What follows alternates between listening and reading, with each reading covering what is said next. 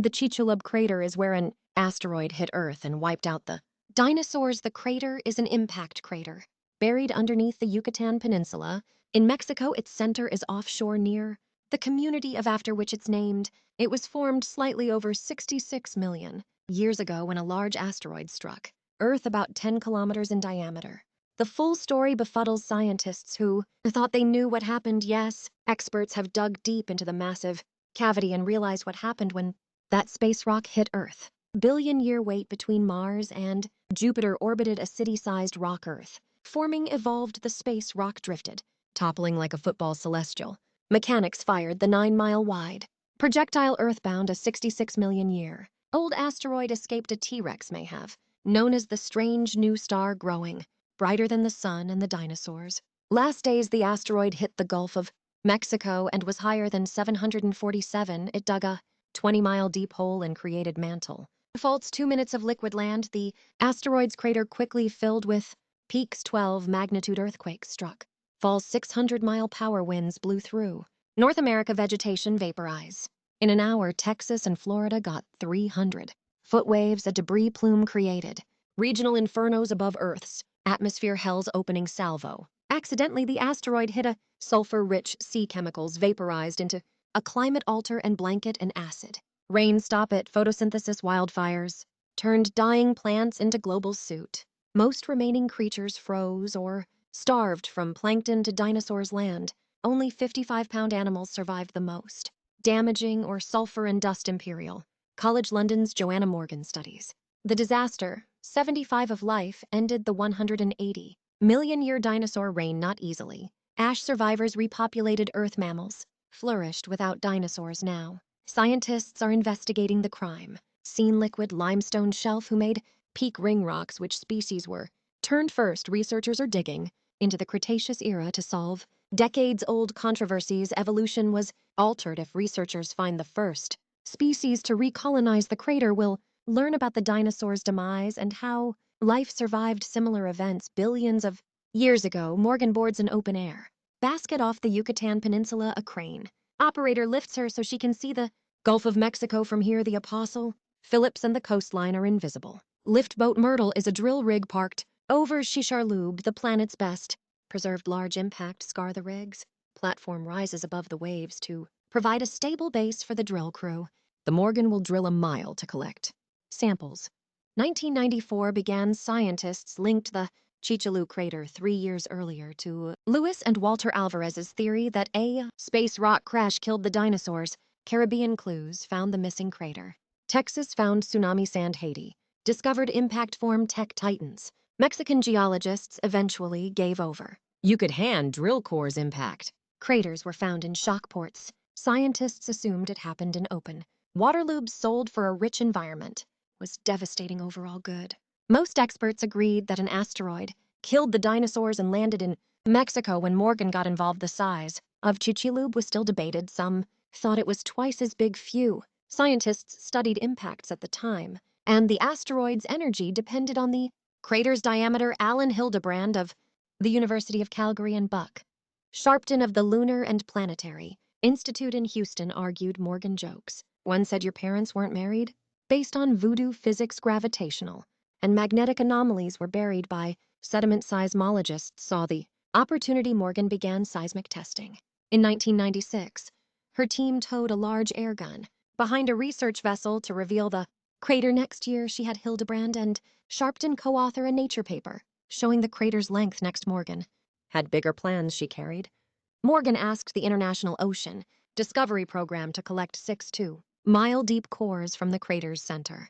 Her proposal was shown until she cut costs before considering Morgan's proposal. The IODP requested a 3D site serving. She partnered with UT Austin geophysicist Sean Gulick, who was studying the Gulf. Again, the researchers towed air guns behind their vessel, bouncing 35,000 sound waves across 115 land and sea floor seismometers. By 2005, they had enough seismic data to determine Teacher Loops's shape. Fossils from New Mexico and Colorado suggest an astral destroyed forests 66 million years ago. Some scientists thought the superheated atmosphere caused fireballs to rain down from the sky. David Kring of the Lunar and Planetary Institute model.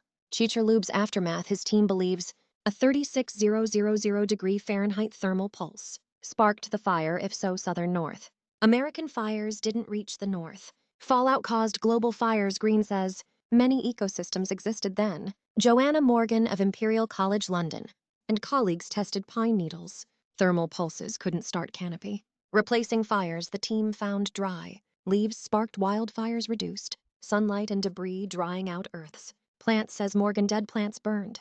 Earth ablaze suit indicates many fires, says Morgan. What regenerated forests? 2014 saw a population shift in fossilized North Dakota leaves. Evergreens outperformed deciduous plants. Flowering plants thrived while evergreens declined after the impact. Fern spores spiked, indicating some spores and seeds survived, some avian. Dinosaurs lived while others died. Current biology found that bird-like creatures at the end of the Cretaceous era had beaks without teeth, ideal for seeds. Carnivorous dinosaur dive with their food sources, but sea eaters survive. Underwater and sediment, the impact scar resembles the Schrödinger crater on the moon. Peak rings surrounded both large craters. Only Chicxulub has an intact peak ring on Earth. Despite the abundance of rings, scientists don't know how the inner circle forms or how land couldn't weaken enough to behave like a liquid in the aftermath, as models predict, in addition to extinctions, life coming back, etc. There's a fundamental question: how are impacts made? Gulick, if you want to test models, we can get there without flying to the moon. The scientific community supported a new drilling effort after the 2005 seismic survey.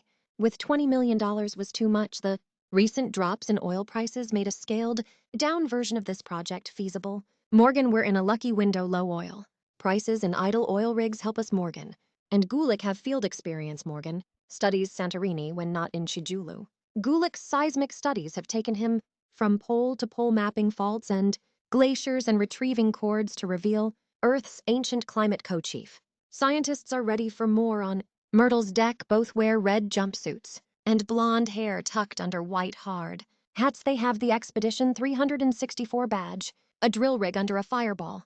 They laugh over rock cores that haven't seen sunlight since the asteroid's impact. Lift boat Myrtle sinks its drill bit in April. Under Morgan and Gulick's leadership, by month's end, international experts and drill operators are reeling in 10-foot core sections in temperatures above 100 degrees Fahrenheit as each rock cylinder comes up from the deep on board. Specialists record its density, resistivity, temperature, and any other data that might change before the cores are examined in Bremen, Germany. Most core layers are wafer thin, but some are several inches long and gray. Gulick says these are 50-million-year-old Mexican volcano ashes. Local cataclysms can't compare to the Cretaceous layer. Scientists predict the boundary layer will be hundreds of feet thick, consisting of peak ring materials, tsunami deposits, and melted rocks. In late May, they finished drilling at nearly a mile deep. The Cretaceous extinction event had a lesser impact on plants than it did on animals, but due to the fact that plant seeds and pollen are better able to withstand harsh conditions for longer, flowering plants came to dominate. The worm, after the extinction of the dinosaurs, carrying on a trend that had begun in the Cretaceous period and which is still prevalent today. Flowering plants continue to hold this position. However, the extinction of all land animals weighing more than 25 kilograms occur. What we're basically left with are the seeds of what we have today, she said. According to Paul, the lines that led to modern animals were able to make it through despite the fact that many of the major animal groups that are still around today existed before the asteroid impact had done. All of them experienced some level of extinction. The non-avian dinosaurs were the first to go extinct, but dinosaurs themselves lived on as birds. Some bird species did become extinct, but the lineages that eventually gave rise to modern birds were able to survive. In the beginning, the survivors were on the smaller side, and the birds were the first to evolve towards larger sizes. There were several families of enormous birds, both carnivorous and herbivorous. Still, they did not survive for very long and became extinct at the same time as the dinosaurs. The era known as the Oligocene epoch didn't begin until about 15 million years after the extinction of dinosaurs that weren't birds. During this time, we first saw the appearance of truly massive mammals. At this point, animals of a size comparable to rhinos began to reappear. However, up until that point, the world was inhabited by a wide variety of small animals. This is especially true when compared to the dinosaurs who came before them. It took some time for the body size to catch up to the head size. Dinosaurs continued to hold the record for being the largest land animals that have ever lived. Whales are the only known animals to have ever grown larger than they are today.